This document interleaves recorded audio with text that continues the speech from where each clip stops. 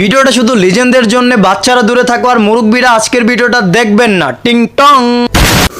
ও darling, ভালোবেসে কারোর অপেক্ষায় থাকা ভালো, কিন্তু তোমার অপেক্ষায় থাকতে থাকতে গোলাপ শুকিয়ে তাজা হয়ে গেছে। বাহ বাহ। আচ্ছা, তোমরা আবার এমন অপেক্ষা করো না যে তোমাদের বিচি শুকিয়ে খেজুরের বিচি পরিণত হয়। এই জন আবার কথা অপেক্ষা করতে করতে সবকিছুতে সবজি দেখে। আর ডলাডলির কথা কি বলবো, পুরাই প্রফেশনাল। গামজা খেয়ে কুল পাই না। আর ডক্টরকে এতটাই প্রফেশনাল যে শুকনো সবজি বোনা করে খায়। কি ভাইয়া, ভাইয়া বলো। এখনো তো উঠে নাই দাড়ি, তারপরও খাইতে চাও নারী? উঠেছে অনেক আগে, খাইতে পারবনি। যে টাইমে নিচে সুন্দরবন গদাইছে সে টাইমে তুমি চুষতেও শিখো। ললিপপ। এবং তুই কি যেন কইলিস? উঠে নাই দাড়ি, তারপরও খাইতে চাও নারী? আর নিজেরা নিজেদের খাবার বানাইতে পারো, আমজনতা মাল বললেই দোষ। তোর কপালে জুতার বাড়ি হারাম। তাই তোকে আজকে ডাইরেক্ট ভাঙা দিব। কি জানো বা, শুকনো সবজির সাথে সাথে বিড়ি সিগারেটের আপডেট দিয়া থাকে। পোলা পাইন ছেঁকা খাইতে খাইতে মরতাছে, আর দোকানদার পেনশনের দাম বাড়াইতেছে। ব্যঞ্জনের দাম বাড়লো কি আর কমলো, তাতে তোমার কি ছেড়ে গেল? 2022 সালে সেকে খাওয়া একটা আর্ট, আর সেকে খাওয়ার পর যারা বিড়ি সিগারেট না খায় তারা তো লিজেন্ড। নাকি পিকির পিকির আফামনি। তুমি ব্যঞ্জন ব্যাকসাইডে নিয়ে যে ফুকো।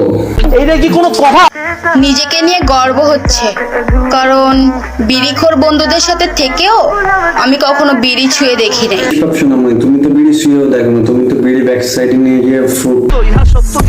আর পেকে পেকে আপামনি, আপনাকে প্রত্যেকটা ভিডিও শেষে শুয়ার মতন নাকার কুত্তা ফুটকির মতন অ্যাকশন না দিলে হয় না।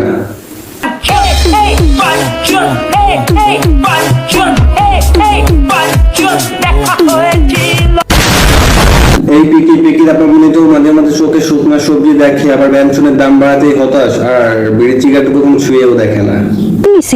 মেয়েটা অতি বালা। পিকি পিকির আপামনি কিন্তু একটা গবেষক, পণ কি করে নাচাতে জব করতো।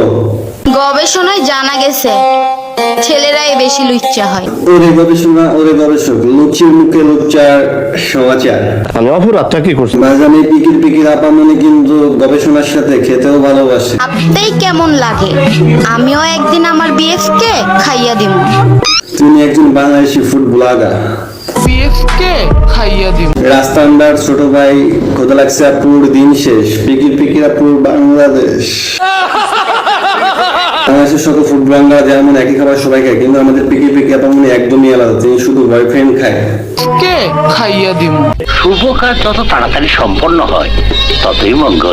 গোপন সূত্রে জানতে পারলাম এই মায়া অনেক বেলা এক পুরুষেই আসক্ত, বয়ফ্রেন্ড ছাড়া কিছু খাই না। জনাব, আমি এক পুরুষেই আসক্ত নারী। হ্যাঁ পিকির পিকির আপামনি, আমি মানি যে আপনি এক পুরুষেই আসক্ত, কিন্তু এক পুরুষের কাছে খেয়েছেন কত তাড়াতাড়ি। লেগেই তো হোগা মারাটাও উঠেছি তাড়াতাড়ি। ভালোবাসা ভালোবেসে বেঁধে যে রাখে, খাতে দিতে পারলে ডাস্টবিনে রাখে। মানে ইস প্রেম ভালো। পিকি পিকির আপামনির সাথে এমন কেন ঘটে? প্রথম দিন বুকে, দ্বিতীয় দিন খাটে। শালার এমন প্রেম শুধু আমার কপালেই জুটে। ফুয়ারডা ফুসকা।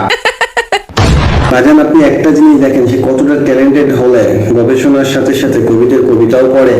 কবি বলেছেন, ছেলেদের ঠোঁটে যে পুষ্টি থাকে আর 20টা ফলও সে পুষ্টি পাওয়া যায় না। ও আচ্ছা আচ্ছা, আমার তো মনে হয় কবিতা মেয়ে কবি ছিলেন, এর জন্য তো সে প্র্যাকটিক্যালে টেস্ট করেছেন। আর বাই দা ওয়ে, পুষ্টির বিষয়ে তো ডাক্তাররা দেখে, কবি দেখলো বুঝলাম না কিসের মধ্যে কি। পাত্তা দিলে শেষরা, না দিলে ভাব, তোমার মেন্টালিটির মাইরে ফাঁক। ইয়ার ফাঁক ফুক পরে হবে, তার আগে তোমরা টিপে দেয়া লাইক বাটন। আজ এই পর্যন্ত পিকির পিকির আপামনির ভাজা ভাত। আই হোপ আজকের ভিডিওটা ভালো লাগছে। ভালো লাগলে কি করতে হবে? লাইক করতে হবে, আর কমেন্ট বক্সে জানিয়ে দাও কেমন হয়েছে। শেয়ার করে দাও বিএফ জিএফ XYZ সবার সঙ্গে। আর প্রত্যেকদিন একটা কথা বলতে ভালো লাগে না, পেজ হলো ফলো করো আর ইউটিউব চ্যানেল সাবস্ক্রাইব করে দাও।